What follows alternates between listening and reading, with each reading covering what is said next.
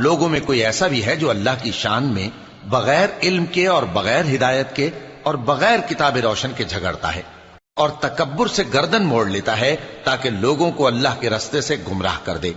اس کے لیے دنیا میں ذلت ہے اور قیامت کے دن ہم اسے عذاب آتش سوزاں کا مزہ چکھائیں گے. اے سرکش، یہ اس کفر کی سزا ہے جو تیرے ہاتھوں نے آگے بھیجا ہے، اور اللہ اپنے بندوں پر ظلم کرنے والا نہیں. اور لوگوں میں بعض ایسا بھی ہے جو کنارے پر کھڑا ہو کر اللہ کی عبادت کرتا ہے، اگر اس کو کوئی دنیاوی فائدہ پہنچے تو اس کے سبب مطمئن ہو جائے، اور اگر کوئی آفت پڑے تو منہ کے بل لوٹ جائے، یعنی پھر کافر ہو جائے. اس نے دنیا میں بھی نقصان اٹھایا اور آخرت میں بھی. یہی تو صاف نقصان ہے. یہ اللہ کے سوا ایسی چیز کو پکارتا ہے جو نہ اسے نقصان پہنچائے اور نہ فائدہ دے سکے.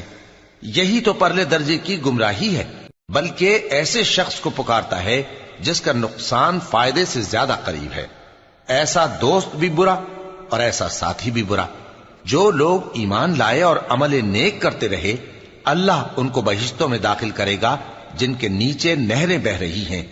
کچھ شک نہیں کہ اللہ جو چاہتا ہے کرتا ہے. جو شخص یہ گمان کرتا ہو کہ اللہ اس کو دنیا اور آخرت میں مدد نہیں دے گا، تو اس کو چاہیے کہ اوپر کی طرف یعنی اپنے گھر کی چھت میں ایک رسی باندھے، پھر اس سے اپنا گلا گھونٹ لے، پھر دیکھے کہ آیا یہ تدبیر اس کے غصے کو دور کر دیتی ہے.